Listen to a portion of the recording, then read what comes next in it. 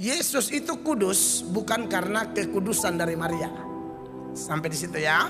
Yesus itu kudus karena memang dia Allah. Dia Allah yang tidak bisa berdosa, tidak akan bisa berdosa.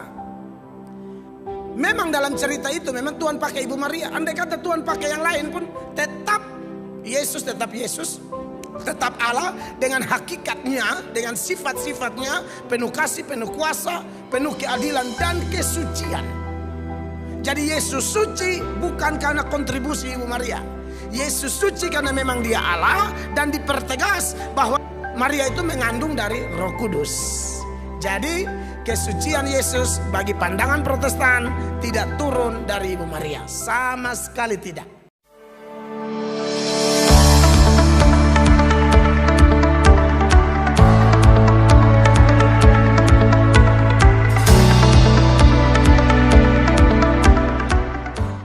Yang berikut ini berkaitan dengan khotbah dari Bapak Pendeta hari Minggu kemarin, mungkin ibadah raya 2, yang judul thumbnailnya itu kalau tidak salah sangat sulit menemukan dosa Ibu Maria.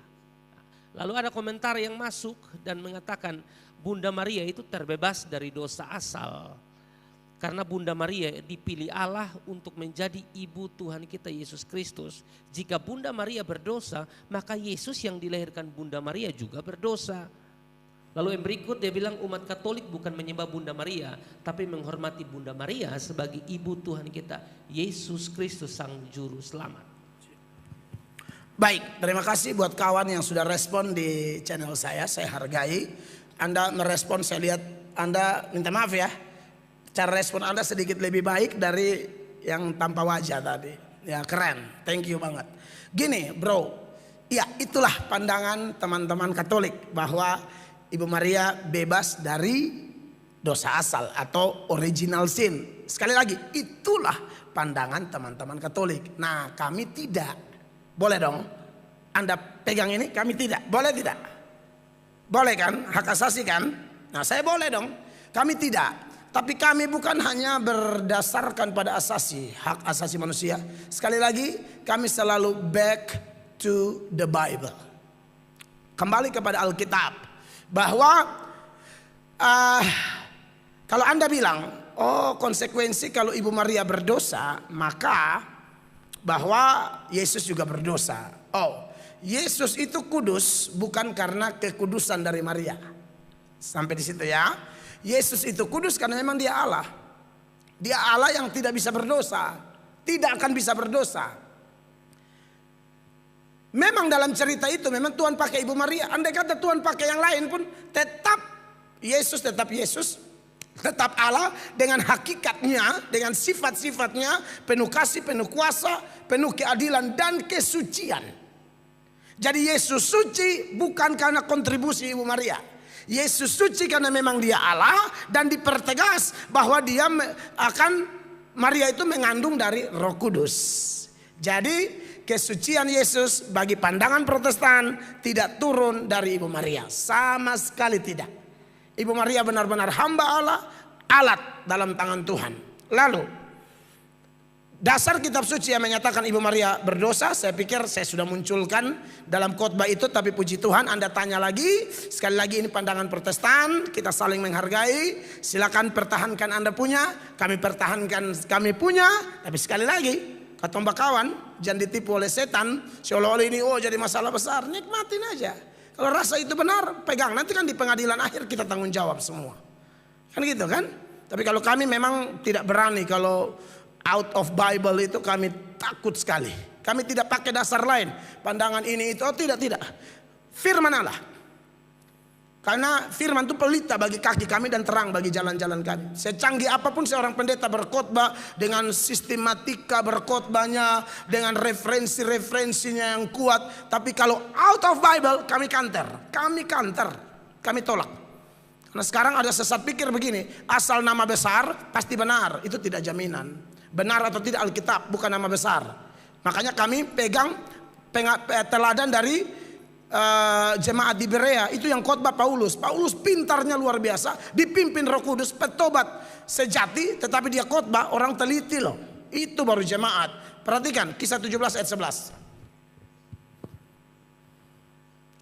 Orang-orang Yahudi di kota itu lebih baik hatinya daripada orang-orang Yahudi di Tesalonika. Ya. Karena mereka menerima firman itu dengan segala kerelaan hati. Betul. Dan setiap hari mereka menyelidiki kitab suci untuk mengetahui apakah semuanya itu benar demikian. Betul. Ini Paulus yang khotbah, tapi mereka rela hati, dengar, teliti. Begini Pak, saudara yang bertanya. Kalau ada ayat mengatakan Ibu Maria tidak berdosa, lalu kami menuduh Ibu Maria berdosa, celakalah kami. Catat ya omongan saya. Kalau ada di firman Allah, kami teliti nih. Wah, ada ayat jelas-jelas bilang Ibu Maria itu satu-satunya yang tidak berdosa. Jadi ada dua, selain Tuhan Yesus ada Ibu Maria. Lalu kami yang mengatakan berdosa, terkutuklah kami karena kami melawan firman Allah. Tapi dari Kejadian sampai Wahyu tidak ada itu, Pak. Lalu prinsip kami yang tadi itu harus kami pegang, berdiri di atas firman Allah, sola scriptura, hanya Alkitab. Sedangkan Alkitab mengajar sebaliknya, data-data yang secara implisit membuktikan bahwa Ibu Maria orang berdosa. Ibu Maria itu keturunan Adam dan Hawa. Tidak ada data seperti yang Anda tanyakan bahwa Allah memberi hak istimewa, Maria tidak punya dosa. Itu tidak ada di Alkitab. Andai kata ada, saya rubah khotbah saya, Pak. Saya pasti rubah khotbah saya. Seri khusus Maria tidak berdosa. Selama ini kita salah semua. Saya bikin, Pak. Coba Bapak buktikan. Kalau ada, saya berubah, Pak. Kami ini belajar mati-matian dan tidak ada, Pak. Yang ada justru keterangan bahwa Ibu Maria itu orang berdosa. Misalnya, saya sudah tunjukkan Roma pasal 5 ayat 12. Dengan jelas ayat itu berkata, sebab itu sama seperti dosa telah masuk ke dalam dunia oleh satu orang, dan oleh dosa itu juga maut. Demikianlah maut itu telah menjalar kepada semua orang, karena semua orang telah berbuat dosa. Satu orang di situ Adam. Ibu Maria turunan siapa? Adam. Gak lolos dari ayat ini. Lompat 19, Pak. Jadi sama seperti oleh ketidaktaatan satu orang, semua orang telah menjadi orang berdosa. Demikian pula oleh ketaatan satu orang, semua orang menjadi orang benar. Karena Adam tidak taat, maka menular ke semua. Makanya manusia keturunan Adam dan Hawa, jangankan yang sudah lahir, Pak, dalam kandungan aja udah berdosa. Mazmur 57 ayat 1. Mazmur 57 ayat 1. Mazmur 51 ayat 7. Maksud saya 51 ayat 7. Sesungguhnya dalam kesalahan aku diperanakan, dalam dosa aku dikandung ibuku. Iya. Jadi Ibu Maria pasti alami ini. Kecuali ada ayat bilang khusus Ibu Maria tidak ada. Dia bersih. Nah, itu kita harus bertobat. Kita harus ikut itu. Masalahnya tidak ada, Pak. Tolong Bapak tunjukkan dulu. Mungkin kami yang salah. Ditambah lagi Ibu Maria, saya tegaskan dalam khotbah yang mungkin Anda komentari itu. Ibu Maria itu kalau Anda bilang Katolik menghormati Ibu Maria karena Ibu Maria melahirkan Tuhan Yesus. Saya rasa Kristen Protestan tidak ada yang berani menghina Ibu Maria. Tidak ada. Kami menghargai. Bahkan kalau dia ada sekarang kami mengasihi dia. Dia perempuan luar biasa. Jangankan Ibu Maria. Ibu Taneo aja kita mengasihi loh. Iya toh? Ibu Taneo yang tidak ada beban untuk urusan melahirkan juru selamat aja. Kita kasih, kita hargai. Iya toh? Apalagi Ibu Maria. Jangan Anda memikirkan bahwa kami tidak menghormati Ibu Maria. Oh tidak. Saya sudah khotbahkan Ibu Maria adalah teladan yang sangat luar biasa untuk orang-orang yang pernah hidup dan sedang hidup setelah zaman Ibu Maria. Dia harus belajar dari Ibu Maria. Kesungguhannya, ketaatannya, penyerahannya. Itu aja. Itu memang ada batasan di situ. Kami tidak sampai minta doa dan lain sebagainya seperti video sebelumnya sudah saya jelaskan. Ya, dan Ibu Maria sekalipun dalam perilakunya, saya dalam khotbah itu saya bilang begini, kalau Bapak masih ingat ya yang tanya. Andai kata kita hidup di zaman Ibu Maria, kita bertetangga dengan Ibu Maria, tidak akan kita temukan celah Ibu Maria seperti ibu-ibu di Kupang kok berkelahi dengan suami satu tetangga dengar, tidak akan. Tidak akan. Bunyi panci tidak ada. Ibu Maria itu begitu luar biasa dalam perilaku. Sampai-sampai saya yakin. Makanya saya beri tema itu kan Pak. Sangat sulit menemukan dosa Ibu Maria. Dalam artian apa? Kau lihat perilakunya kau tidak akan dapat.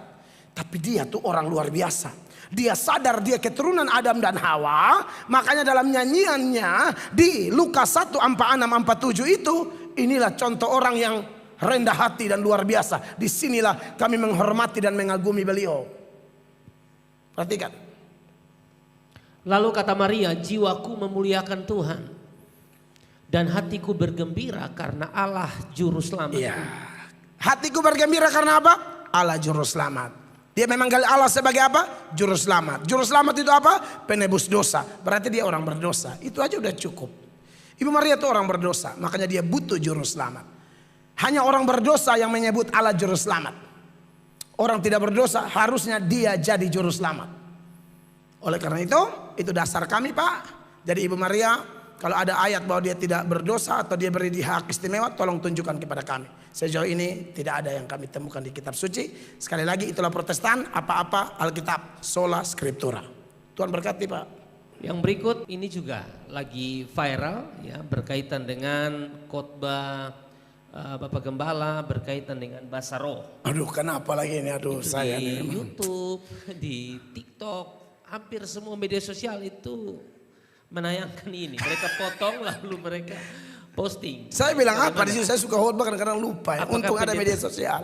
Apakah pendeta Melatok ini anti bahasa roh? Oh tidak. Oke.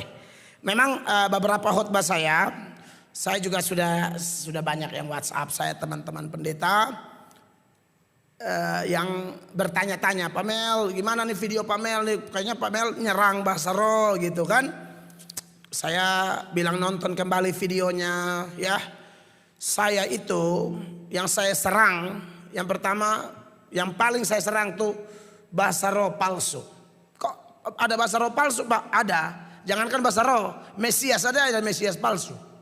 Mesias asli itu dia nama Tuhan Yesus. Bisa ada yang tiru loh, Mesias loh. Nabi ada yang asli, tapi ada yang palsu. Rasul ada yang asli, tapi ada yang palsu. Masa bahasa roh tidak bisa ada yang palsu? Ada. Pernah ada orang merekam, orang katanya berbahasa roh, entahlah dia bunyi-bunyinya apa. Jadi orang ini kan namanya kalau pemikir-pemikir tertentu kan tidak telan-telan kayak kebanyakan orang yang asal ribut senang masuk gitu loh. Ada itu yang sampai rekam. Waktu mereka rekam, mereka cek di semacam alat yang bisa tahu bahasa. Itu hasilnya ternyata maki-maki Tuhan.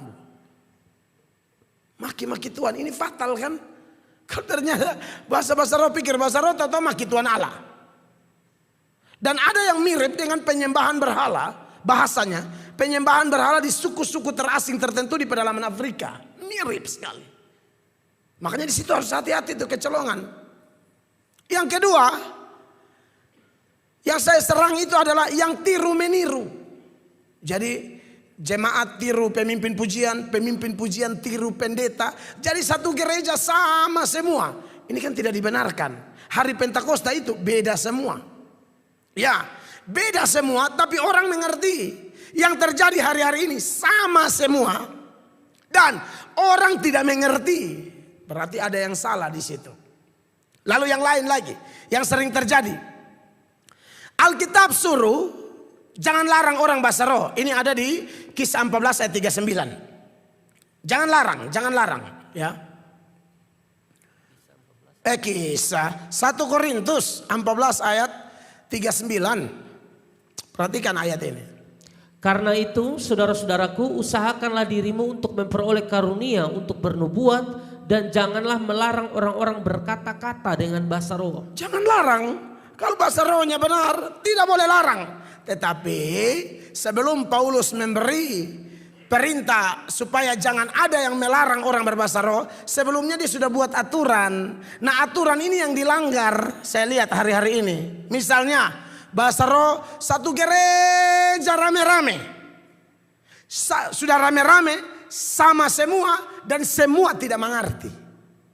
Nah, ini kan repot. Apakah ini Alkitabiah? Cocok dengan firman? Kita uji apa-apa kan pakai firman, saudaraku. Ya, perhatikan dulu 1 Korintus 14 ayat 23. Bahkan kalau ada orang yang baru bertobat datang pikir kita gereja gila kan. Perhatikan.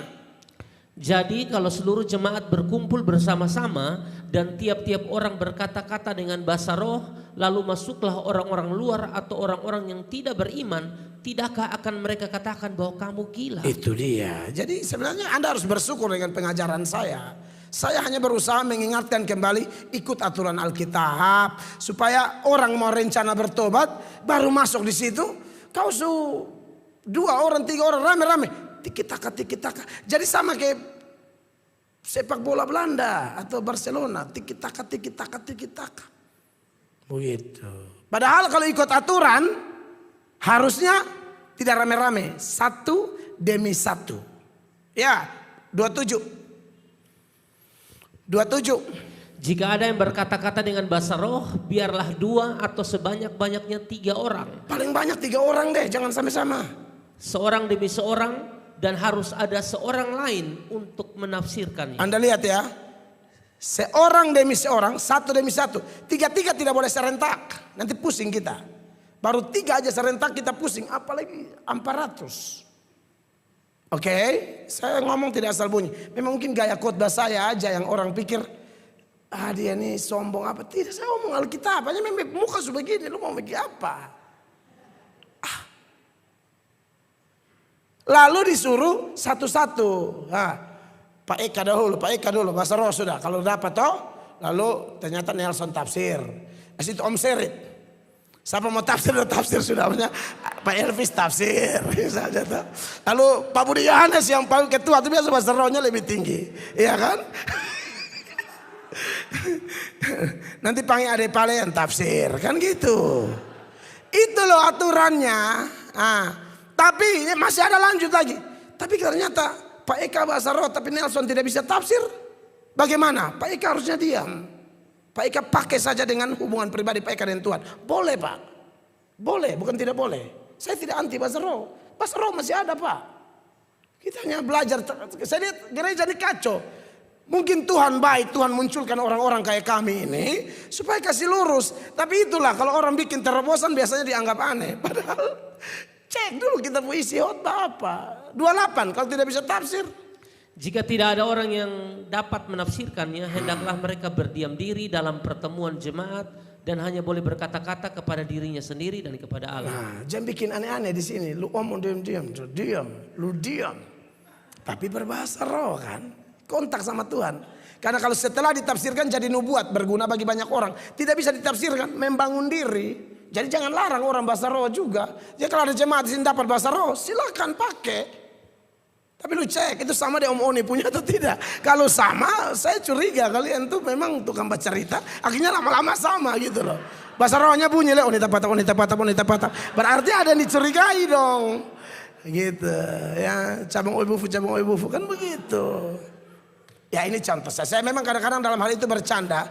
Bukan saya menghina bahasa roh asli. Saya memang sengaja bercanda untuk menyindir orang-orang yang tanpa sadar telah ditipu oleh kebiasaan-kebiasaan yang tidak alkitabiah. Dan kalau kebiasaan itu tidak alkitabiah, itu celah bagi setan masuk bikin kacau gereja. Tolong dipikirkan itu. Next. Baik, terima kasih untuk jawabannya. Jadi kesimpulannya Bapak Pendeta Melatok tidak anti bahasa tidak roh. boleh anti Pak, tidak boleh harus anti. Kembali pada aturan kitab suci. Yang saya tidak anti itu yang asli, Pak. Iya. Yang palsu saya anti. Iya. Yang berikut ini juga salah satu komentar yang perlu ditanggapi. Pendek saja komentarnya tapi perlu ditanggapi. Ini berkaitan dengan video shorts dari Pak Pendeta. Saya sempat lihat video itu dan isi video itu kalau tidak salah berbicara tentang jangan malu bersaksi tentang Yesus adalah satu-satunya jalan. Lalu ada satu komentar dari sekian banyak komentar di video itu dan mengatakan begini. Ya. Yesus itu betul satu-satunya jalan, benar satu-satunya jalan. Tapi Yesus bukan tujuan. Betul. Kira-kira bagaimana menanggapi komentar itu? Maksudnya saya betul maksudnya bunyi pertanyaannya bukan arti. Saya akan jawab. Yesus satu-satunya jalan sudah eksplisit sekali ya. Dalam Yohanes pasal 14 ayat 6. Dan tidak ada orang pernah mengatakan seperti ini. Yesus berkata, kata Yesus kepadanya, akulah jalan dan kebenaran dan hidup. Tidak ada seorang pun yang datang kepada Bapa kalau ia tidak melalui aku. Lalu penanya ini membedakan antara jalan dan tujuan. Tujuan kita tuh Bapa. Jadi apakah karena tujuan Bapa berarti Yesus bukan tujuan? Tidak bisa demikian. Karena Yesus bilang dalam Yohanes 10 ayatnya yang ke-30, Yesus berkata apa di sana? Aku dan Bapa adalah satu. Betul dia jalan karena dia adalah kalimat Allah, firman Allah yang menjadi manusia. Lalu dia menjadi jalan. Tapi karena dia dan Bapa satu, tujuannya Bapa berarti tujuannya dia juga.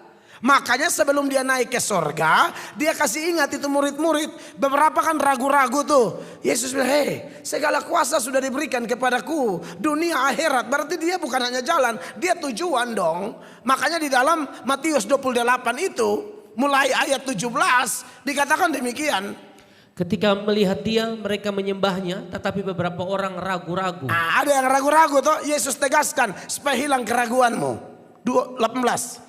Yesus mendekati mereka dan berkata, kepadaku telah diberikan segala kuasa di sorga dan di bumi. Waktu dia menjelma menjadi manusia, dia jadi jalan. Tapi setelah dia bangkit, dia naik ke sorga, bersatu dengan Bapa, dia tujuan. Jadi jalan dan tujuan tidak bisa dipisahkan. Yesus jalan sebenarnya bukan hanya jalan, jalan sekaligus tujuan. Karena dalam dia memproklamirkan dia di dalam Yohanes 14 ayat 6 tuh, akulah jalan, kebenaran dan hidup. Tujuan kita tuh hidup, dan hidup itu hanya ada pada Allah Tritunggal, Bapa, Anak, Roh Kudus. Itu sih Pak Angki. Siap, terima kasih. Yang berikut, ketika Yesus bertemu Yairus, apakah anak perempuan Yairus sudah mati atau hampir mati? Karena Matius 9 ayat 18 mengatakan sudah mati. Coba Matius 9 ayat 18. Markus 5 ayat 23 bilang hampir mati. Coba Pak baca. Sementara Yesus berbicara demikian kepada mereka, datanglah seorang kepala rumah ibadat, lalu menyembah dia dan berkata, anakku perempuan baru saja meninggal, tetapi datanglah dan letakkanlah tanganmu atasnya, maka ia akan hidup. Ya, Markus bilang. Markus 5:23, dan memohon dengan sangat kepadanya, anakku perempuan sedang sakit, hampir mati. Datanglah kiranya dan letakkanlah tanganmu atasnya, supaya ia selamat dan tetap hidup. Ini pertanyaan ini mantap ya. Ini apakah dua data ini kontradiksi? Penulis berbeda tapi soroti cerita yang sama. Matius bilang, Yairus datang bilang anakku mati. Kalau Markus bilang, Yairus datang memohon, anakku belum mati, hampir mati. Nanti kalau Anda baca terus, baru nanti di perempuan pendarahan datang. Yesus masih urusan dengan perempuan pendarahan, orang datang kasih tahu. Jangan bikin repot guru lagi, kau punya anak sudah mati. Jadi yang benar yang mana? Dua-dua benar. Tetapi bedanya begini, Matius menuliskan rangkuman dari seluruh peristiwa itu tanpa mempedulikan detail-detailnya. Nangkap ya? Dia langsung rangkum, pang. Semua dia masukkan di dalam ayat itu. Tapi Markus memilih mencatat panjang lebar. Bukan hanya Markus, paralel lain juga di Lukas. Lukas dan Markus memilih mencatat sejarah dari hampir mati sampai mati. Dari hampir mati sampai mati. Tapi Matius tidak mempedulikan itu. Matius langsung merangkum inti bahwa anaknya mati. Jadi kalau kita pahami sudut pandang penulis berbeda, tidak ada masalah. Itu sih gampang.